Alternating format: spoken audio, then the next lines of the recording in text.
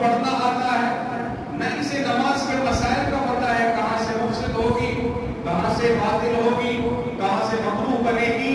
اب یہ بندہ جو ہے صحیح معنوں میں شکر کے مضمون کو سمجھنے والا ہی نہیں ہے۔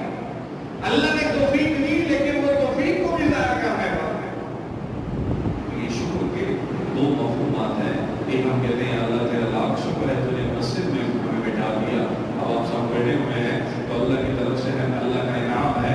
آپ سب کہیں گے کہ اللہ تیرا لاکھ شکر ہے کہ میں جمعے کی نماز پڑھنے کے لیے میں تیرے گھر میں آ گیا۔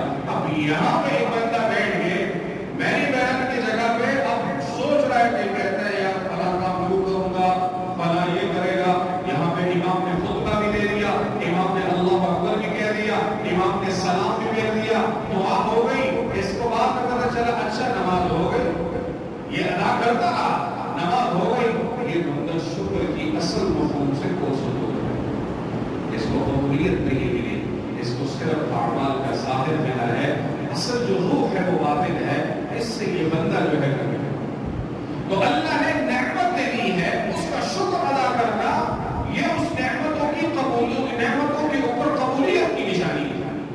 اللہ نے ایک نعمت ایسی رکھی ہے جو اللہ نے بیان فرمایا تمام انسانوں کا اس میں حق ہے، وہ ہے آزادی کا۔ آزادی ایک ایسی نعمت ہے کہ اس کی ناشکری کرنے والا آپ کو کہیں مشکل سے ملے گا۔ کوئی چاہے گا کہ میں ان کا غلام ہوں؟ کوئی چاہے گا؟ دنیا میں کوئی ایسا بندہ ہے جو کہتا ہے میں نے آزاد نہیں رہنا، میں نے غلام رہنا ہے؟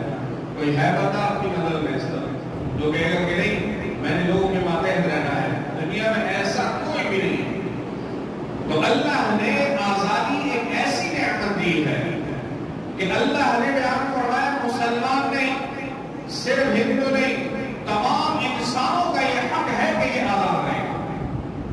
اور ہمارے کتابوں کے اندر ایک قاعدہ ہے کہ اصل انسان کے اندر حریت ہے، انسان کے اندر اصل حریت ہے۔ یہ غلامی کا جو مضمون تھا یہ اسلام نے کریٹ نہیں کیا تھا۔ اسلام اصل میں آزادی کو پسند کرتا ہے، اور غلامی کا جو مضمون تھا یہ بات یاد رکھیں۔ کچھ لوگوں کو یہ سوال ہوتا ہے اگر اسلام آزادی چاہتا ہے تو بلال حبشی غلام تھے، اسی طرح اسامہ بڑے بڑے اکابر صحابہ، بڑے بڑے صحابہ، کبار صحابہ غلام تھے۔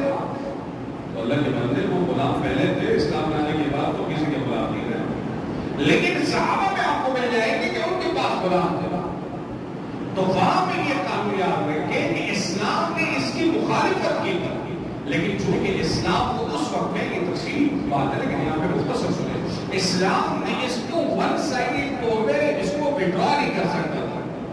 اگر اسلام کہتا تھا ہم نہیں، ہم غلام نہیں مانتے،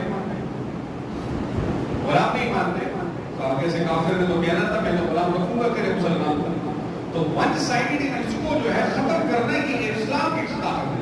1900 تقریباً یہ 1912 13 14 میں اور پھر آگے 1988 میں مکمل غلاموں پہ اور اس کو بنانے پہ پوری دنیا کا اتفاق ہوا کہ آج کے بعد کوئی غلام نہیں رکھے گا۔ ایک تاریخی پس منظر ہے، اور اسی طرح غلام کا سب سے پہلے اس کی تصدیق کرنے والے مسلمان ہوتے ہیں۔ لبنان میں ہوا، لیبیا میں ہوا، تمام پاکستان بھی اس میں شامل تھا۔ پاکستان میں بھی غلام نہیں ہے، غلاموں کو رکھنے کی یہ انسانی ضیاع ہے۔ اب کفار نے بھی راضی کرنے کی مسلمانوں تو پہلے سے ان کا مسلمان تو اصل میں آزادی چاہتا ہے۔ اب یہ غلامی اور آزادی ایک وہ تھا کہ بھئی مسلمان کافروں کے تسلط سے آزاد ہو اور اپنے لیے ایک آزاد ریاست کی بنیاد رکھا۔